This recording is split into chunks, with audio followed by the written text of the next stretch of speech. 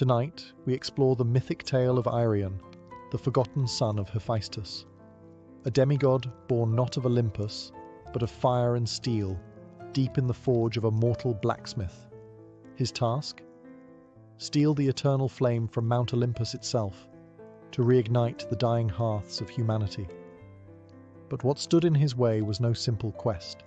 A three-headed guardian of the underworld, a jealous god in winged sandals, and a storm-summoning oracle who foresaw only one ending, Arion's death. So before you get too comfortable, take a moment to like the video and subscribe, but only if you enjoy the kind of content that merges myth and mystery. And hey, let us know. Where are you watching from? What time is it for you right now? Sometimes our stories are better than sleep, and other times, they just make you dream louder. It's time now to dim the lights, turn on a fan for some noise, and let's cover what we have for tonight, together. In the flickering forge of Mycenae, where men shaped iron with sweat and prayer, there lived a woman whose hands rivaled the gods. Her name was Callista, a mortal blacksmith with fire in her soul and a hammer that sang when it struck bronze. She built swords that could split spears in mid-air and armor so seamless it was whispered that Ares himself once wore her breastplates into battle. The gods noticed, but only one descended. Hephaestus, the lame god of the forge, the outcast of Olympus, watched her in silence. He was not drawn by beauty. Callista was not a woman of perfumes or palace gowns. She wore soot like war paint and smelled of iron and pine smoke. But when she worked, Hephaestus saw something divine in her movements, something familiar. One night, as the moon hung low and red over the Aegean, Hephaestus entered her workshop cloaked in smoke and shadow. He offered no gifts, no divine decree, only his presence. The forge flared brighter that night, and 9 months later, a child was born, Arion. He did not cry, not at first. His eyes opened and glowed like coals, and the fire in the forge leapt as if recognizing its kin. The midwives gasped. One whispered, "He's touched by the divine." Another crossed herself, and the oldest among them muttered, "He's not meant to stay here long." Arion grew faster than other boys. At 5, he could shape iron. At 7, he forged his first blade, flawless, sharp, and oddly warm to the touch. He never played. He never lied. There was a stillness in him that made others uneasy. The village feared what they did not understand. They called him cursed, the son of a god who had no throne. Children avoided him. Priests refused to bless him. But Callista? She loved him fiercely, teaching him not just to work with fire, but to respect it. "Flame obeys those who listen," she'd say, "not those who command." By the time he turned 16, Arion's forge burned day and night, shaping weapons for cities he'd never seen and kings he'd never meet. But even as metal flowed beneath his hands, something deeper stirred within him. He wasn't made to serve. He was made to change the world. Long ago, the eternal flame had been a gift, stolen from the heavens, defied into existence by Prometheus himself. It was fire not just for warmth, but for thought, art, creation. It was what set man apart from beast. But that age of defiance had dimmed. Humanity no longer remembered the debt it owed the gods, and the gods in turn had turned their backs on mankind. It began slowly. Hearths that once glowed without fail began to flicker out. Forests grew colder. Storms stretched longer. Crops wilted in spring, and homes were filled with the breath of frost, even in high summer. Children shivered beside unlit chimneys. Old women murmured prayers into ashes that gave no heat. Priests spoke of punishment. Scholars blamed the stars. But across villages, towns, and empires, a different fear took root. Not that the world was ending, but that the gods had abandoned them. And they were right. High atop Mount Olympus, the gods had sealed away the last true flame, a spark kept alive only in the divine brazier, untouched by mortal hand for centuries. No god dared share it again. They feared man's rebellion, feared what Prometheus had begun. They told themselves, let them suffer. They must remember their place. But not all gods agreed. In hidden corners of the world, whispers stirred. Dryads spoke of a boy born of flame. Nymphs saw sparks dancing in a boy's eyes from Mycenae. The winds carried a name, Irion. In the cold chambers of Delphi, the oracle dreamed of fire, walking on two legs, lighting cities with its footsteps.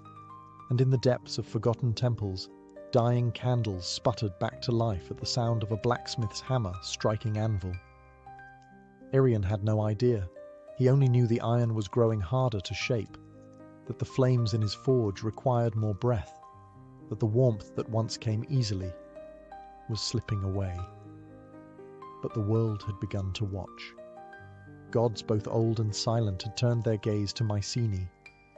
The divine brazier atop Olympus, though shielded in marble and guarded by fate, flickered for the first time in an age, responding not to a god, but to a boy born of fire and sorrow. And deep within him, something began to glow. Delphi was dying. Once the center of divine council, where kings and warriors climbed stone paths to seek Apollo's voice, now it stood quiet, its columns cracked and overgrown, its sacred springs reduced to mist. But one voice still lingered, buried deep within the mountain's breath. The oracle. Irion arrived in silence. No one greeted him at the gates. The torches lining the temple had long since gone out. Ivy clung to broken altars like fingers, unwilling to let go of lost faith. Thunder growled in the clouds above, not of rain, but of something older. Watching. He descended into the hollow chamber where generations before him had once wept and begged. There, seated atop a crumbling stone throne, was the oracle. She was draped in violet robes, skin pale like ash, eyes blind but blazing with storms. Before he could speak, she inhaled sharply, like a flame being pulled back into a lantern. "Irion," she hissed, though no name had been spoken. He said nothing. "You will climb the mountain. You will take the flame. And you will die." Her voice cracked like a whip through the stillness. He didn't flinch. He had heard stories of oracles, their riddles wrapped in poetry and metaphor. But this wasn't a prophecy. It was a sentence. She rose slowly, limbs moving like smoke caught in wind. "The gods will oppose you. The world will demand your failure. The flame, what you seek, it does not belong to mortals. It was stolen once, and the price was eternity in chains." Irion stepped forward, fists clenched. "So let me pay the price." A long silence followed. Then, laughter, not cruel but tired, the sound of someone who had seen too many stories end the same way. "You already are," she whispered. The room grew dark. The thunder outside crescendoed. The air pulsed with something old, something primal. Then, just as suddenly, everything went still. The oracle slumped back into her seat. Her mouth opened, but only smoke escaped. Her prophecy was done. And though Irion left without another word, her vision followed him. In dreams, in flame, in every shadow cast by his forge. The gods had spoken. His path was set. But not even Olympus could predict what a dying world would do when handed back its fire. Before one could ascend Olympus, one had to earn the mountain's recognition. And Olympus never bowed to the untested. Legends whispered that the base of the mountain was not stone or snow, but soul. That beneath its foundation was a gate, sealed by silence and guarded by the oldest fear in creation, Cerberus, the hound of Hades. No one could pass that gate without first touching death. Irion did not question it. He had studied myths the way blacksmiths study heat, closely, warily. He knew what waited beneath the roots of Olympus. But to reach the eternal flame, he would have to descend, not metaphorically, but into the very underworld itself. So he prepared not with armor, but with craft. He spent 3 days and 3 nights forging a collar, not for battle, but for submission. It was made of obsidian, iron, and the final ember from his mother's forge. Into it he carved 3 names, one for each of Cerberus's heads. He whispered them aloud as he worked: memory, loyalty, grief. On the 4th day, he stood before the shadowed mouth of a cave said to lead downward forever. The wind here was cold, but it did not sting the skin. It scraped the soul, and the air smelled not of rot, but of forgotten prayers. He entered. Deeper and deeper he walked, past bones that glowed faintly in the dark, past torches that lit themselves without flame, until he heard it, the breathing, slow, massive, layered, like 3 storms dreaming in unison. Cerberus. He stepped into the clearing and found the beast sleeping on a bed of ash and bone, each head twitching in a different rhythm. Its fur was blacker than absence. Its eyes were closed, but its ears twitched.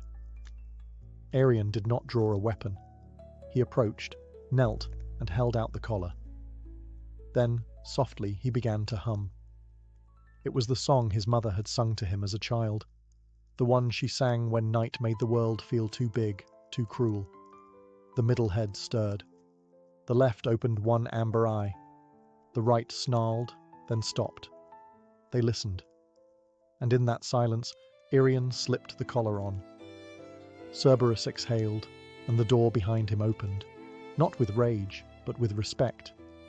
Arian had touched death, and death had stepped aside. The road up Olympus was no road at all. There were no markers, no stars to guide the way, only sheer rock, biting wind, and whispers that echoed from nowhere. Arian climbed not with certainty, but with instinct. His mortal hands bled. His divine blood burned. The mountain resisted him at every turn. And then he appeared, not with a roar, not in a flash of power, but in silence. Hermes, the trickster, the messenger, the thief. He stood on a ledge ahead, dressed like a traveller, cloak loose, sandals laced with feathers, eyes sharp as broken glass. A crooked grin danced across his lips. "Well," he said, spinning a coin between his fingers, "I thought you'd be taller." Arian didn't stop climbing.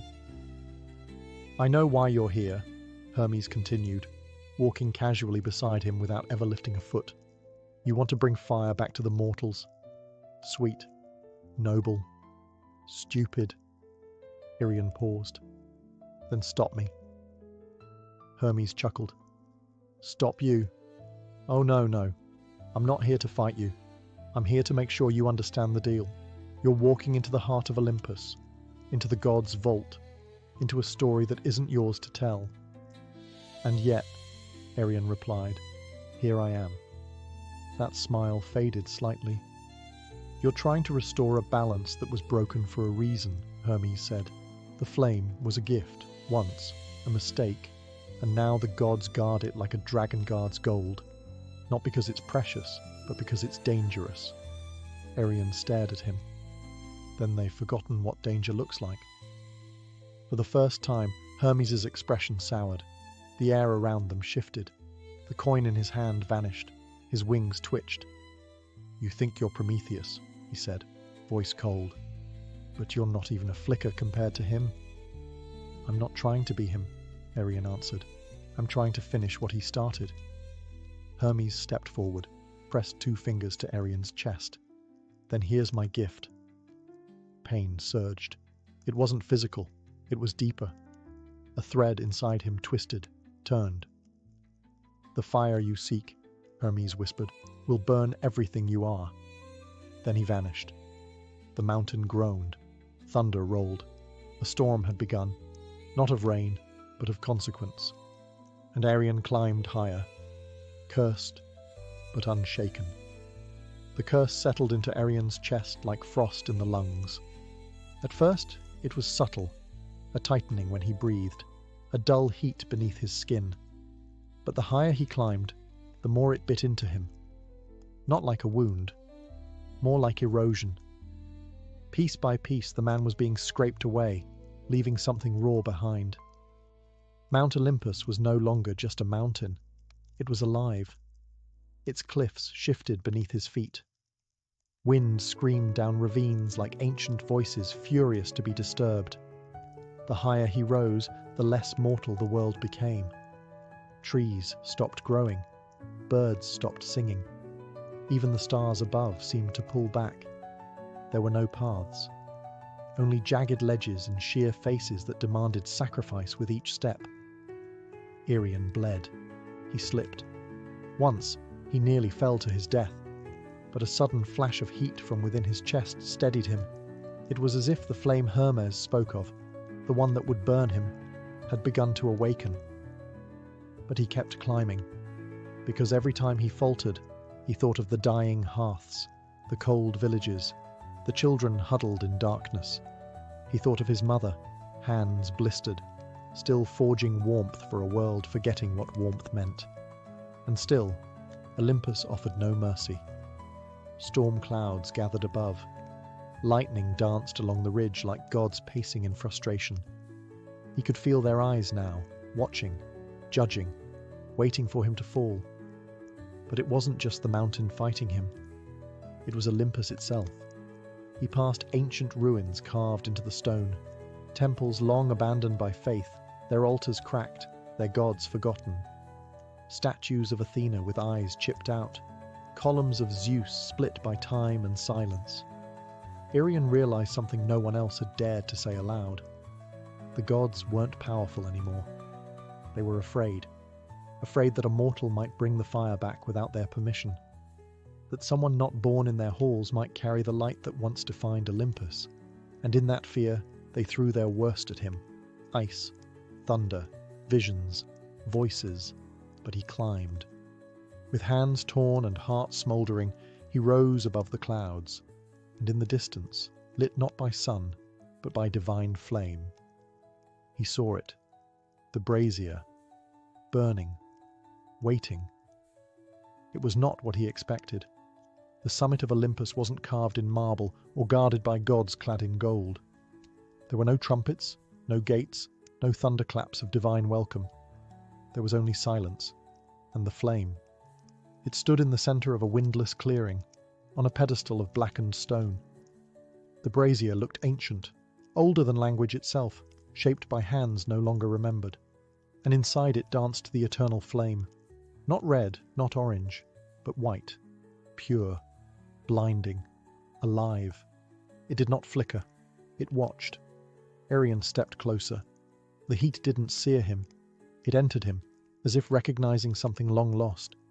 His breath caught. His skin prickled. That ember Hermes had cursed into his heart now pulsed like a second heartbeat, calling to the flame like a lost sibling. He reached out. In that moment, time faltered. He saw cities built from firelight. He saw his mother's forge blazing in the dead of winter.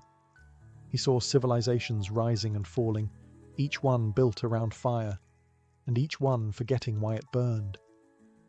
He also saw the punishment. Prometheus, chained to stone, his liver eaten daily by a vulture. The gods had called it justice. But Irian saw it for what it was, fear wearing a crown. He could turn back. He could let humanity adapt to the cold, forget fire, forget him. But then he heard the wind whisper her name, Callista, and he remembered who he was. He grabbed the flame, and it took him. Pain screamed through his body, not like burning, like being rewritten. Bones cracked and reformed. His skin glowed, veins pulsing with light. He fell to his knees, roaring soundlessly, as the flame poured into every part of him, erasing the boy, forging the fire-bearer. He wasn't holding it anymore. He was it. The brazier flickered, then dimmed, then went cold. Because the eternal flame was no longer chained to Olympus, it had chosen a new vessel. Irian collapsed beside the empty pedestal. Smoke rose from his fingertips, but his eyes glowed like dawn. He breathed, barely. but with each breath, a wisp of warmth spread outward, into the wind, down the mountain, toward the world below. He had taken the fire, but not for himself, for everyone. Arion did not walk down Olympus, he carried it with him. The moment the flame entered him, the mountain stopped resisting. Winds fell silent, the sky cleared. Even the stone beneath his feet seemed to shift and guide him, not with reverence but with recognition. He was no longer a trespasser, he was a torch. His body smouldered with divine heat, not the kind that scorched, but the kind that stirred life. Wherever his foot touched earth, frost melted. With every breath, the cursed wind softened. The air smelled not of smoke, but of renewal, of rebirth. But he was not whole. His limbs trembled beneath the weight of what he carried. The eternal flame was not just fire, it was memory. He could feel every spark it had ever ignited. The first campfire in a prehistoric cave, the torch that lit Athens, the forge that built Troy. And he felt the cost of all of it. He saw the cities burned in its name, the temples razed, the wars fought with stolen fire and ambition. The gift of the gods had never been innocent, but this time he would not give it as a weapon. He descended through cloud and silence, past broken statues of gods who had once been worshipped, now crumbling in divine decay. He passed the cave where Cerberus had once guarded the gate, but the beast was gone, as if even death had stepped aside for what Arion had become. He reached the world below, and there, in a frozen village where hearths had long turned to ash, people gathered around him, not in fear, but in awe. He did not speak. He simply held out his hand, and a flame danced from his fingertips into the nearest hearth. It roared to life. Then another, and another. A chorus of warmth spread from home to home, city to city, across lands that had forgotten what it felt like to gather around a fire without praying first. Arion burned. His hair shimmered like molten gold.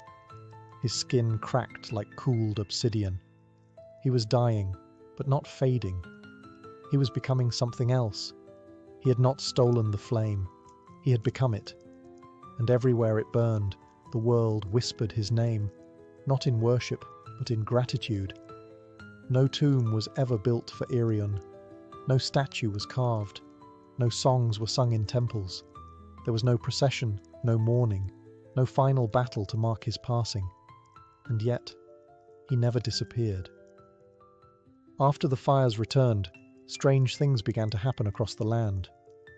In distant villages where no traveller had passed, hearths lit on their own. Entire forests, once frozen solid, blossomed overnight. Blacksmiths claimed their forges heated faster. Children, huddled in the cold, told their parents they saw a man of light standing beside the flame before it rose. No one could prove anything. But they all told the same story. He walked until there was nothing left of him to walk with.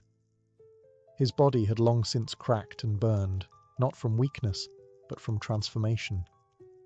What remained of Arion, bone, blood, voice, had become spark, smoke, heat. And he gave it all away. His mother's forge was the last place touched. Old, abandoned, its fires cold for decades, until one night, a traveller passing through claimed he saw a boy hammering something glowing white at the anvil. When he looked again, the forge was empty, but the flame danced high and hot, just like it used to. They say the gods felt it, that Olympus, sensing it had been stripped of its power, trembled in its silence. But the gods did not strike back. They did not rage, because even they understood. Arion had not challenged them with war or pride. He had reminded them of purpose. And so the eternal flame, once hoarded by immortals, now flickered in every village, every city, every lonely mountain hut.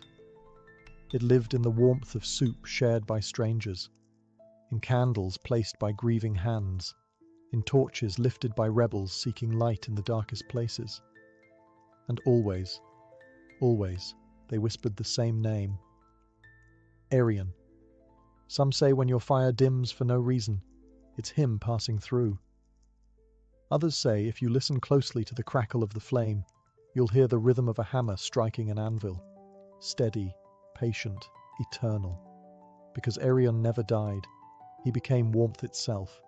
Not a god, not a hero, just a boy who gave up everything to help the world remember how to glow again.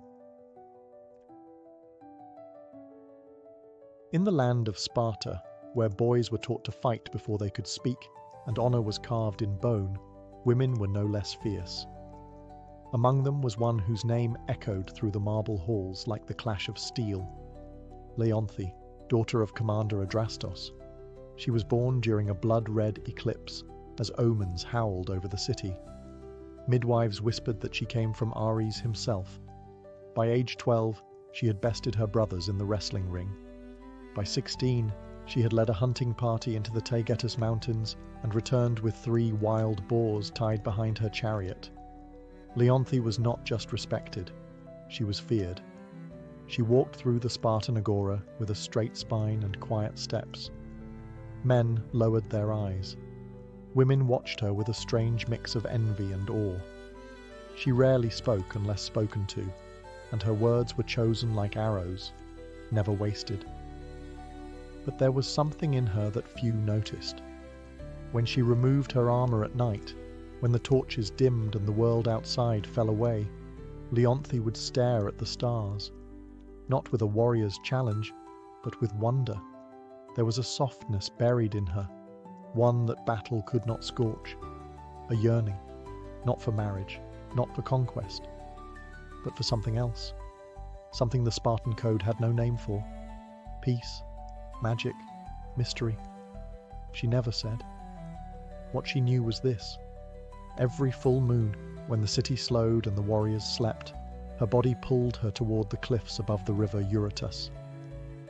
She would leave behind her spear, her cuirass, her reputation, and become just a woman wandering beneath the stars, alone. The world, she thought, must be bigger than Sparta, bigger than swords and pride. She felt it in her blood, like music she couldn't hear, but knew was playing somewhere. And then, one night, beneath a sky so silver it looked scraped from the edge of a blade, she saw it, gliding across a still pool in a hidden grove. A swan, unmoving, watching her, moonlight rippling on its back.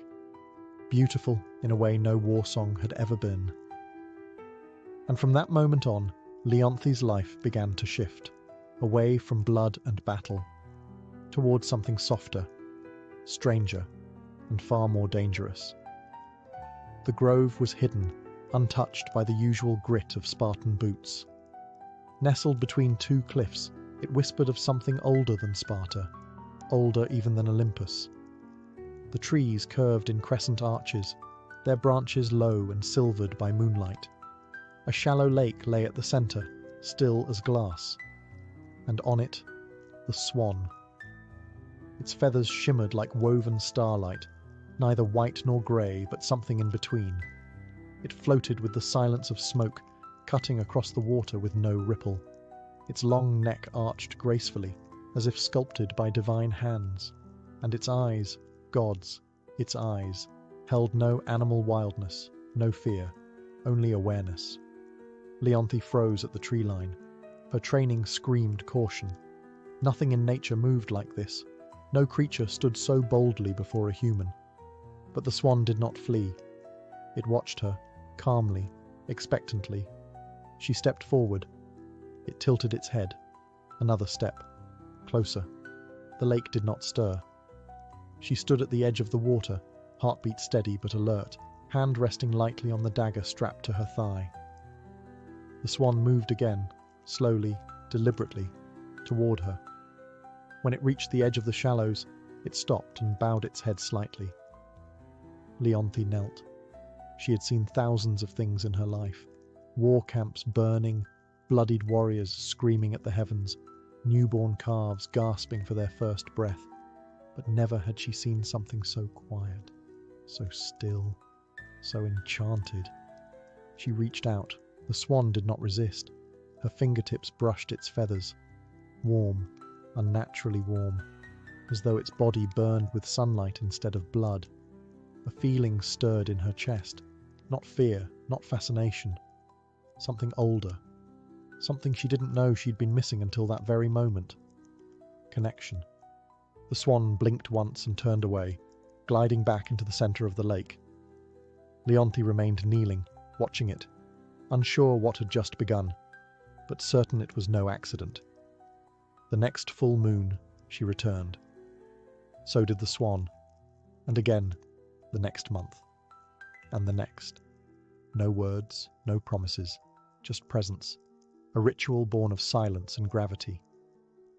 By the time autumn settled on the hills, Leonti no longer questioned why. She just knew the swan would be waiting, and her world would never be the same.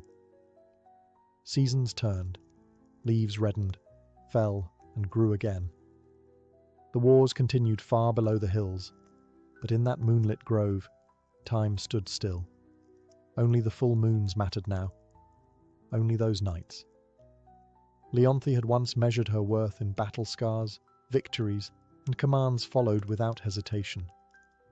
But now, something softer guided her. Something far older than Spartan law. Each month, she returned to the grove with offerings. Fresh figs, soft linens, carved trinkets from olive wood. The swan never ate, never acknowledged the gifts. Yet Leonti continued, drawn by an instinct she couldn't explain. The swan was always waiting. It met her at the edge of the water, dipped its head gently, then glided by her side. Sometimes it circled her. Sometimes it simply stood beside her on the shore, its warmth bleeding into the air around it like a hidden sun. She began to speak, not like a soldier, but like a woman who had never been heard before. She spoke of her father's coldness, of how victory never filled the empty space in her chest, of the nights she stared at the sky, wondering if there was more than sword and soil. The swan said nothing, but it listened. She could feel it. Its stillness wasn't silence, it was attention. The kind mortals never gave, the kind no commander, no suitor, no friend had ever offered her. Over time, she stopped feeling alone. She braided her hair before each visit, smoothed her robes, sat beside the swan for hours, shoulder touching wing, saying little, yet feeling more than she'd ever felt in a Spartan palace or battlefield.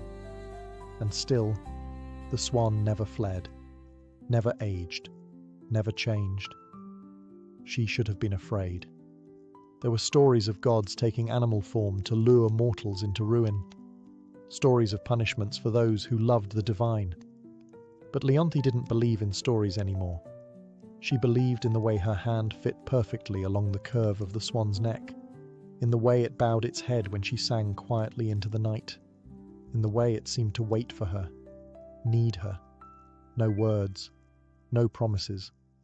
But in their silence, something ancient took root, and though she didn't speak the word, not even to herself, Leonti knew what it was. Love. The swan was not born of earth.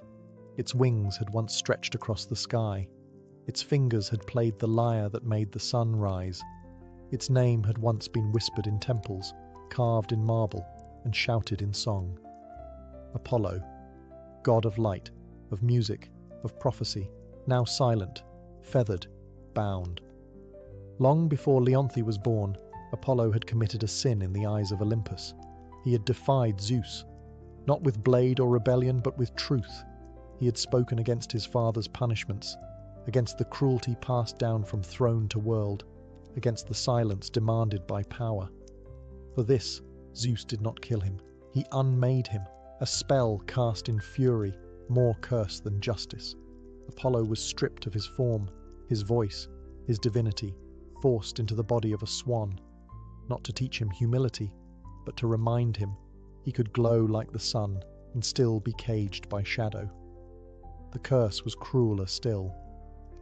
There was one condition.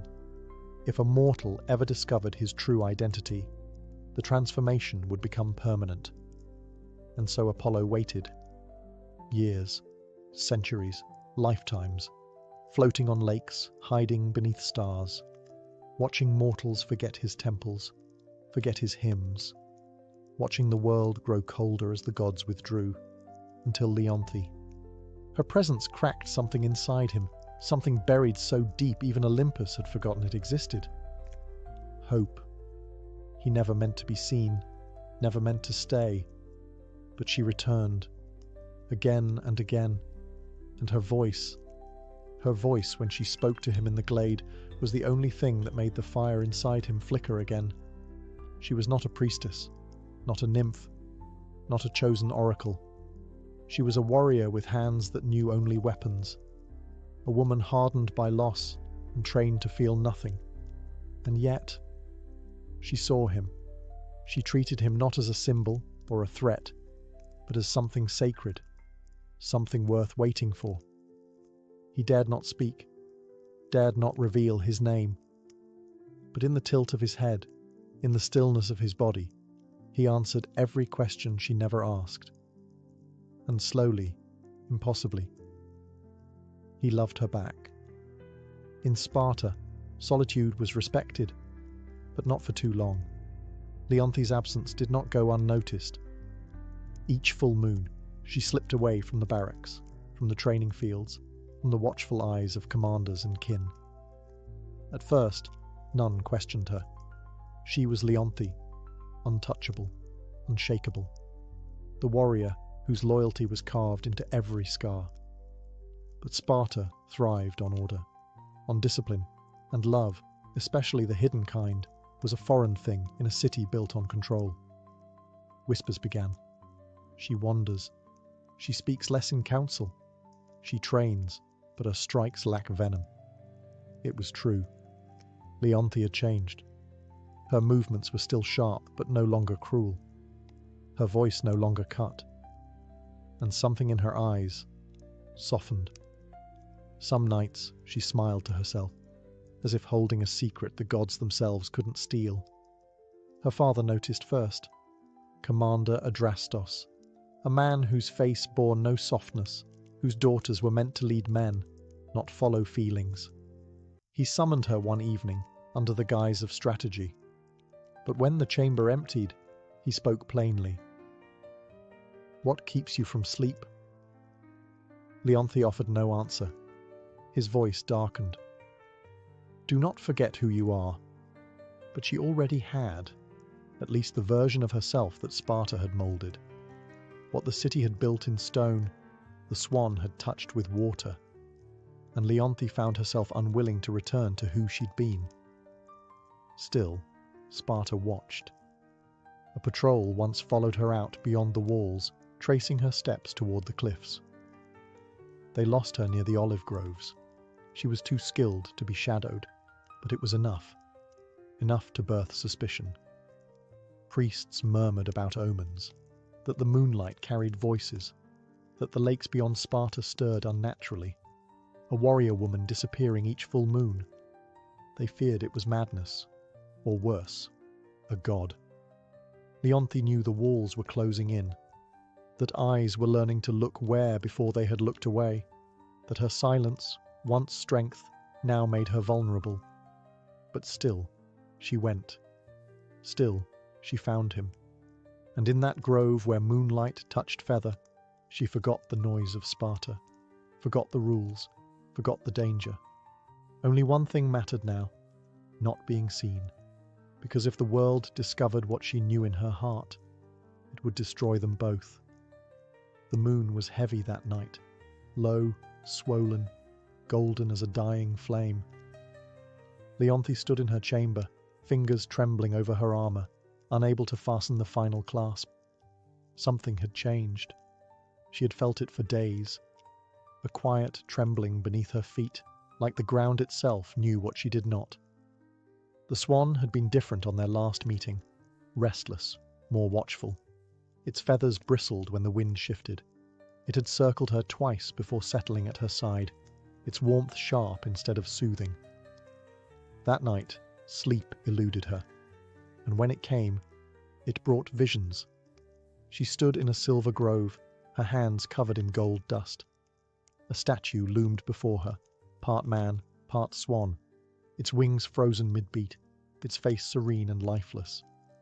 She reached out, called a name she didn't know she knew. Apollo. The statue cracked, and a voice echoed, not from the sky, but from inside her bones. Truth will freeze what love has kindled. She awoke breathless, heart racing, the name still burning on her tongue. She tried to dismiss it, a dream, nothing more. But warriors know when fear is real. And this was no ordinary omen. This was prophecy. The next day, Leonthe left Sparta earlier than usual, the ache in her chest sharper with every step. She didn't follow her usual path. Her feet led her deeper into the hills, through trees she'd never passed, into groves untouched by memory. There, hidden beneath a curtain of ivy and moss, she found the altar, ancient, cracked, marked with a single unmistakable inscription, carved in old flaking gold. Apollon. Her breath hitched. All at once the pieces fell into place. The warmth of the swan, its listening gaze, the dreams, the curse in her bones, the reason it had always come during the full moon. He wasn't just enchanted. He was a god. Her god. And she had broken something. She stumbled back, the sound of feathers behind her. The swan had followed her, silent, as always. But its stillness no longer comforted her. It was watching, sadly, softly, as if it already knew, as if the truth had arrived, and so had the end. The grove was no longer still. The air pulsed, slow and deep, like the breath of something ancient stirring in its sleep. Moonlight trembled on the surface of the lake. The trees leaned in, silent witnesses to the unraveling of a secret that had survived centuries. Leonthe stood frozen before the altar. The name, Apollo, still echoed in her mind like a spear striking stone. She turned, slowly, as if doing so would unmake the truth. But it was too late. The swan was there, not gliding, not graceful, just standing, watching. Its feathers no longer shimmered, its glow dimmed, flickering like a dying flame. Leonthe stepped toward it, her lips parted, unsure what to say, unsure if anything could be said. "I know," she whispered. The wind stilled. A single feather drifted from the swan's back, falling slowly, silently, before vanishing into dust the moment it touched the altar. And then the change began. The swan's neck arched, not in grace, but in agony. Its body trembled. Feathers unraveled into streams of gold and light, wings bent into arms, webbed feet split into toes that dug into the earth, and where the swan had stood, now knelt a man, naked, radiant, broken, Apollo. His hair shimmered like the sky at dawn. His skin glowed faintly, like embers beneath marble. But his eyes were dimmed by sorrow, by inevitability. Leonthe stepped back, hand to her mouth. She had loved him in silence, and now silence had become unbearable. He tried to speak, but the curse had not fully lifted. His voice cracked like thunder in a storm too old to name. "You weren't supposed to know," he said at last, voice barely more than wind. It was the only rule. She fell to her knees beside him, tears cutting down her warrior's face like rivers through mountain stone. "I didn't mean to," she whispered. He smiled then, just once, a god's smile. Not of joy, but of farewell. "I know." And with that, the ground beneath them shuddered. A soundless quake. A divine sentence passed without mercy. His glow faded, his skin hardened, his limbs stiffened mid-reach. Apollo was turning to stone, and Leonthe could only watch as love became legend. The moment the name was spoken, the curse began its final work.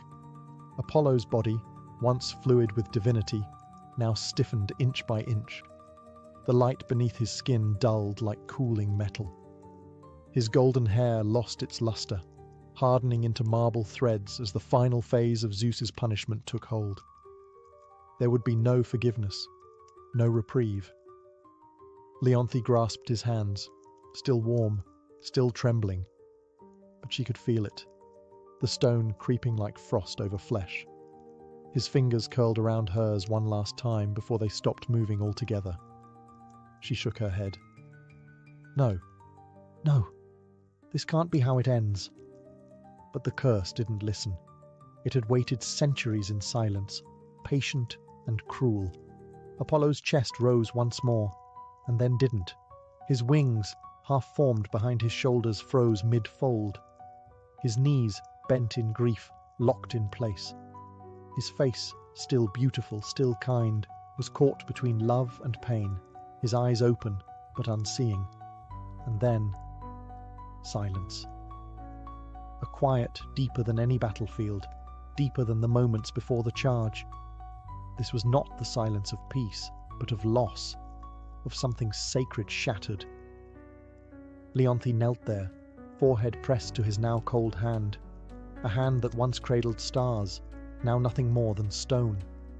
Her tears slid down the side of his marble fingers and fell to the earth, one after another, slow and steady as a funeral march. The grove dimmed. Even the moon, so often bright and watchful, seemed to draw back behind a veil of cloud. No lightning came, no god appeared, because the punishment was done. Zeus had spoken, the swan had flown for the last time, and Apollo, god of light, was now a statue of silence, forever frozen in the moment of his final truth. Leonthe stayed long after the transformation finished, arms wrapped around what remained. She did not scream. She did not curse the heavens. There were no Spartans to hear her cries, no warriors to bear witness. Only the wind, only the trees, and the stone figure of a god who had once loved her, not with thunder and fire, but with stillness, and now with silence. Leonthe never returned to Sparta. She left her armor where it lay beside the altar, removed her sword, let her war-bound name drift away like smoke over the lake. The woman who had once stood tall among kings now knelt in silence beside a statue that would never move again. The grove became her world. Each full moon she returned, never missing a single one. She brought no offerings, no incense, no prayers, just herself and a memory. She would sit beside the statue of Apollo, fingers brushing the cold stone hand she once held in flesh. Sometimes she spoke, sometimes she hummed a song he'd never heard, but somehow felt like it belonged to both of them. Other times, she simply watched the water and said nothing. The villagers began to whisper. They said a woman haunted the hills, that she wandered under moonlight with eyes like distant stars. Some said she had gone mad, others said she had been chosen, but no one dared disturb her.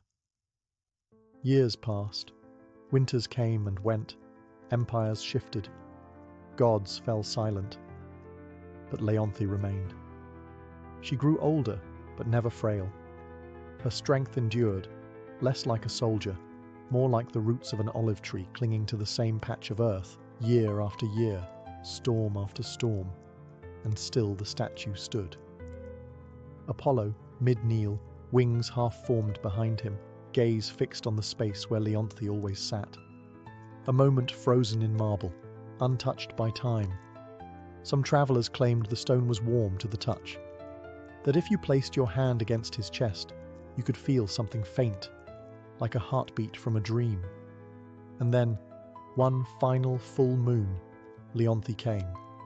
She sat beside him longer than usual, laid her head gently on his shoulder, and never moved again. When the villagers came weeks later, they found her there, peaceful, eyes closed, lips curled faintly in a smile. Beside her, Apollo's statue shimmered faintly, as if lit from within. No one touched it. They built no shrine, no temple. But the legend grew. And now, when the moon is full and the wind is still, some say the swan returns to the lake, not to be seen, but to remember. Melanion was not born under a palace roof or amidst temple incense. He came into the world beneath a willow tree during a storm that split the sky in two. His mother, a midwife's daughter, swaddled him in a linen wrap as thunder rolled over the hills. Birds scattered, the rain danced, and the child did not cry. He hummed. From the moment he could walk, music followed him. Streams whispered melodies when he knelt to drink. Leaves trembled in harmony as he passed. He didn't need instruction. Sound belonged to him. By 10, he could mimic any bird call and weave it into song. By 16, he played the lyre with such grace that even hardened warriors paused to listen. He sang of rivers, of lost brothers, of fields before war, songs that filled men's eyes with tears they didn't know they had.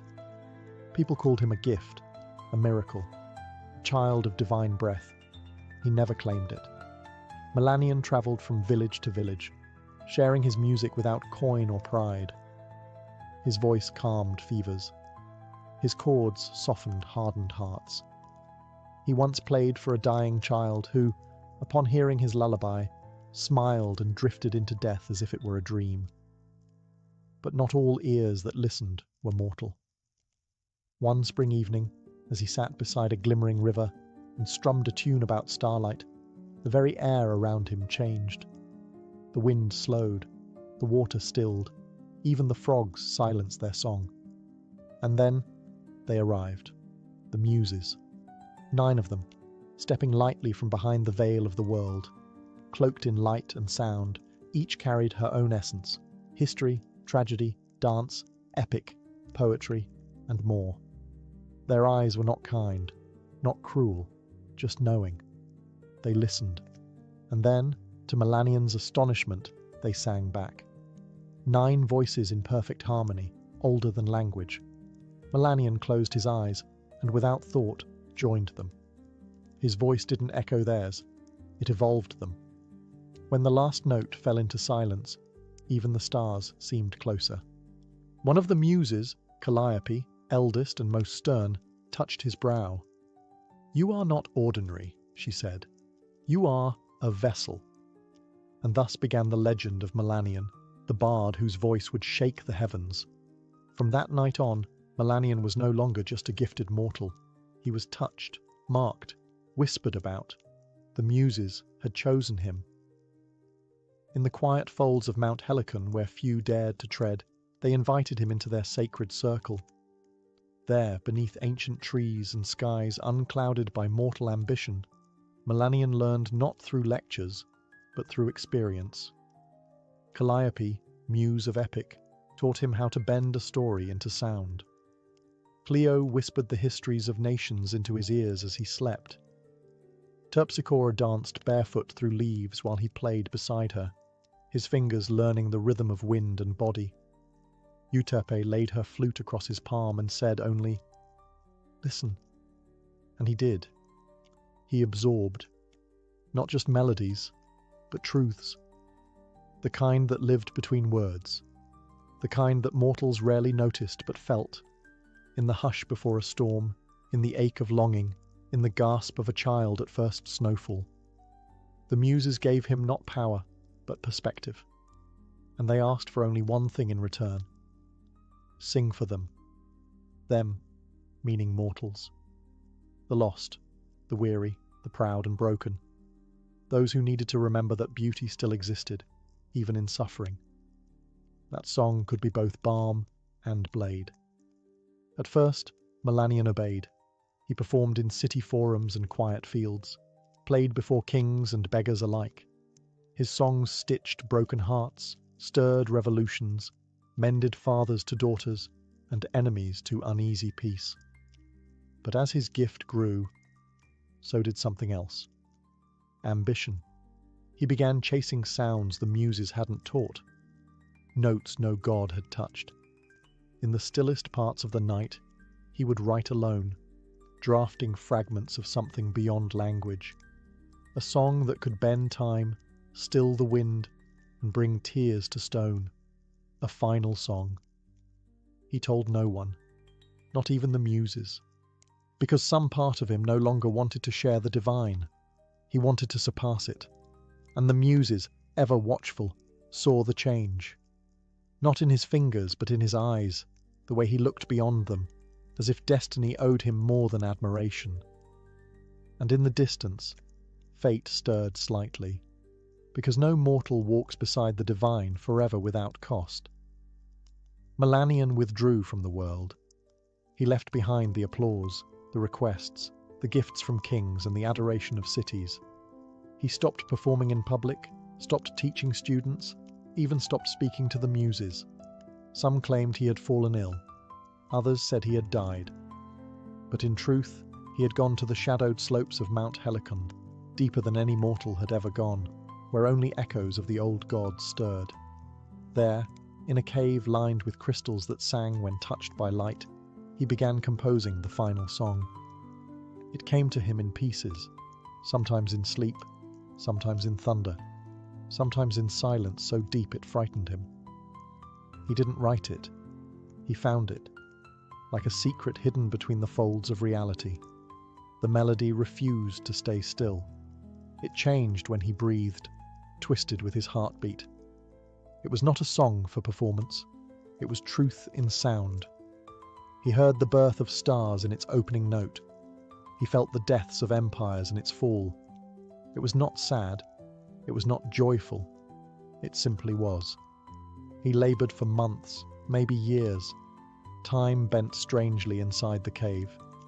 He ate little, slept only when the music allowed it. He would weep one moment, laugh the next, as though the song played through his soul instead of his hands. And when it was finished, the world changed. Birds stopped mid-flight. Trees leaned toward the windless mountain. Streams went quiet. The sky itself held its breath. And far above, in the marble chambers of Olympus, the gods turned their heads. Even the fates, who never looked away from their weaving, paused. Clotho whispered, "A thread trembles." Lachesis frowned. And Atropos, whose shears never hesitated, set them down. They listened. The song did not demand worship. It did not beg to be loved. It simply revealed everything. When the final note faded, even the cave refused to echo it, as if the world knew to repeat it would be a crime. The gods waited. The muses waited. They expected Melanion to return, to offer this wonder to the world. But he didn't. He hid it. And in doing so, he set a different music in motion. One of silence. And consequences. When Melanion emerged from the cave, the world felt smaller. The skies, once so vast, seemed pale beside the echoes of the song still humming in his bones. People rushed to greet him. Musicians, poets, even priests. They begged to hear what he had written, to feel whatever power had moved the heavens. But Melanion said nothing. They asked again. He smiled faintly. Not yet. Only the muses saw the shift. They came to him one dusk, stepping from starlight like breath from a lyre. Their robes glowed with inspiration, but their eyes held warning. "You were chosen to carry beauty," said Erato, soft and sorrowful. "But beauty is not meant to be buried," added Clio. "You must sing it," whispered Calliope. Melanion bowed his head. "I will not see it cheapened." They flinched, as if he'd struck them. "You think mortals unworthy?" Terpsichore asked, voice trembling. "You think you alone are its guardian?" He met their eyes, not with rage, but with something colder. Possession. "Yes." Silence fell like winter between them. "Then you are no longer ours," said Calliope, "not because you created something beyond us, but because you hoard it." He said nothing, and they vanished. Still, the gods waited. Even Zeus, who rarely concerned himself with mortal affairs, paused his thunder to listen. Even Hades tilted his head in the depths. They waited for a single note, a whisper, a fragment. Nothing came. Melanion kept the song locked inside himself. Not written, not recorded, not shared. He called it sacred, but sacred things, when sealed too long, begin to sour. He performed other pieces. They were still beautiful. Audiences wept, crowds cheered, but he knew, and so did the divine. Something was missing.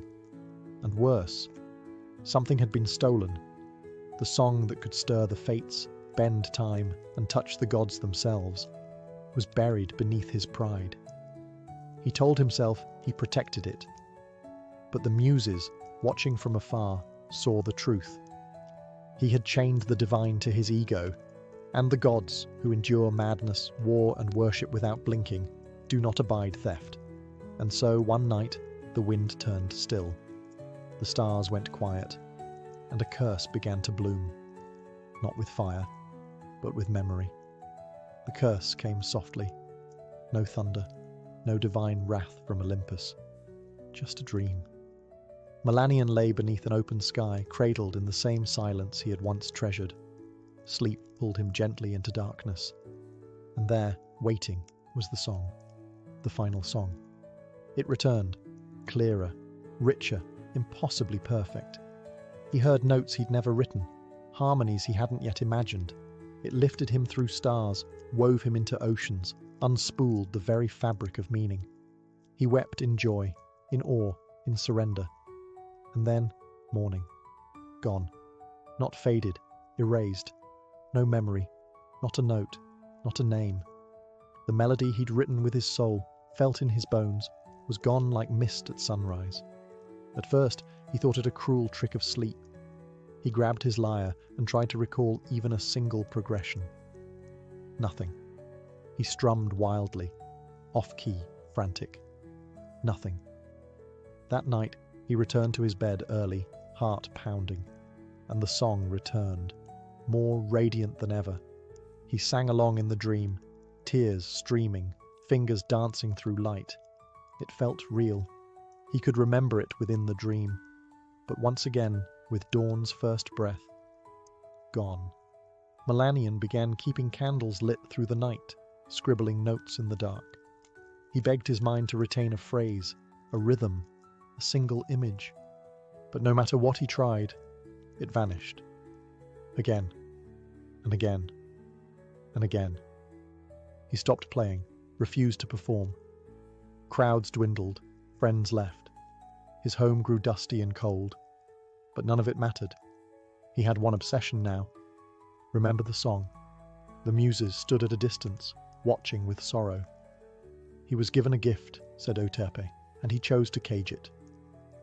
Now he is the only one who will hear it, said Polyhymnia. And never remember, whispered Clio. It was not vengeance. It was balance. Melanion would hear the song every night, for eternity. But it would live only in dreams. Each sunrise it would slip through his grasp like water through cracked hands. He would never stop chasing it, never stop hoping. And in time, hope would rot into madness. Because what torments a bard more than forgetting the greatest song he ever knew, and knowing it still sings without him? Melanion stopped counting the nights. They bled into each other, an endless loop of ecstasy and loss. Each evening, he slipped into dreams where the final song embraced him like a lover returned from war. And each dawn he woke alone, screaming, weeping, blank. At first, he tried to outwit the curse. He hired scribes to sleep beside him, begged seers to extract fragments from his mind. He sang to mirrors, hoping his own voice would betray some hidden memory. Nothing worked. And slowly, he began to fray. He stopped eating. His robes hung from a body gone hollow. His fingers trembled when he reached for his lyre, the same instrument he once cradled like a child. Strings snapped under his shaking hands. He didn't fix them. He didn't need them anymore. Because in sleep, the music still came. It became his only purpose, the only place he felt whole. And waking became a punishment. He cursed the sun, smashed his windows, sealed himself in a room with no light. But still the song left with the morning. When he emerged, he no longer resembled a bard. He was wild-eyed, gaunt, his once golden voice now raw from nights of desperate humming. He wandered from village to village like a beggar, not for coin, but for memory. "Have you heard it?" he'd ask strangers. "The song with no beginning and no end? Have you heard it in your sleep?" People pitied him at first, then feared him. Some threw stones, others fled. He began to sing fragments in the streets, random frantic bursts of melody. They made no sense to others, but to him, they were clues, keys, pieces of a shattered mirror he could almost reassemble. But every time, it slipped through his fingers. He laughed when he failed, then cried, then laughed again. And every night, the song came back, shimmering, whole, just out of reach. The muses watched, not with anger, with mourning. He had once been their finest vessel. Now he was a cracked jar, overflowing only when no one could hear. And in that descent, the song he'd hoarded became the thing that unravelled him. Not with fire, not with wrath, but with silence. Melanion no longer lived in the world. His body walked through it, yes, but his mind was elsewhere, caught between dreams and daylight, past and present, a song only he could hear, and only when it was too late to hold. He wandered barefoot through cities that once hosted him like royalty. Children who once sat at his feet now ran from his shadow. His name, once sung in praise, became a warning. Don't end up like Melanion. He slept where he could, under trees, in empty chapels, sometimes in the doorways of inns whose keepers once begged for his presence. He no longer asked for food, only a place to rest, only the dream. The curse never failed. Each night, he fell asleep with trembling hope, and the final song returned, whole, alive, a perfect ghost, and each morning he woke to forgetting. The cruelty wasn't in the silence, it was in the memory of sound. He remembered that he had heard something transcendent, that it had meant everything. But he could no longer remember why. He began speaking to shadows, to trees, to the stars. Sometimes he would sing to strangers, and demand they sing back, convinced the melody was hiding in someone else's throat. Once, he believed a child had hummed it in passing. He followed the family across 2 villages before collapsing in the dust, begging the boy to sing again. But the sound had been something else, something ordinary. He wept for hours, and still, each night, the song returned, taunting, embracing, divine. He tried to hum it as he dreamed, tried to wake mid-melody, but the curse was clever. He could not move within the dream. He could not record it, write it, carry it, only hear it. And when he woke, emptiness. Some who saw him said he still hummed in his sleep, that if you placed your ear near his mouth at midnight, you could hear a music unlike any other. But only then, only in darkness. The muses no longer came. The gods stopped watching. And Melanion, once the voice of the world, now wandered like an echo of a song the world could no longer remember, and he could no longer forget. Melanion had grown thin as twilight. His skin, once kissed by golden light, was now pale and paper-thin. His voice, what remained of it, was hoarse from years of whispers and wandering. He no longer searched for food, shelter, or even the song. He simply walked. One evening, he reached a cliff overlooking the sea. It was quiet there. No towns, no roads, no curious eyes, just the wind, the waves, and the stars slowly rising in the deepening blue. He sat, curled against a stone, the sea breeze tangling what remained of his hair. He didn't weep. He didn't sing. He simply closed his eyes, and the dream came again.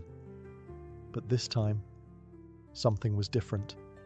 There was no delay, no mist to wade through, no struggle to hear. The final song was there from the beginning, full and clear. But it was not just sound. It was a place, a presence, a world built from music. Melanion stood within it, barefoot on chords that bent like grass, stars pulsing above in rhythm. The sky was a symphony. The wind sang in harmony. And he was not just hearing it, he was part of it. His own voice joined the song, and it did not tremble. It did not forget. It soared. He saw every note he had lost, every phrase he'd mourned. But now he understood. The song had never left him. It had grown without him. It had become more than his hands could hold. He was not its owner. He was its witness.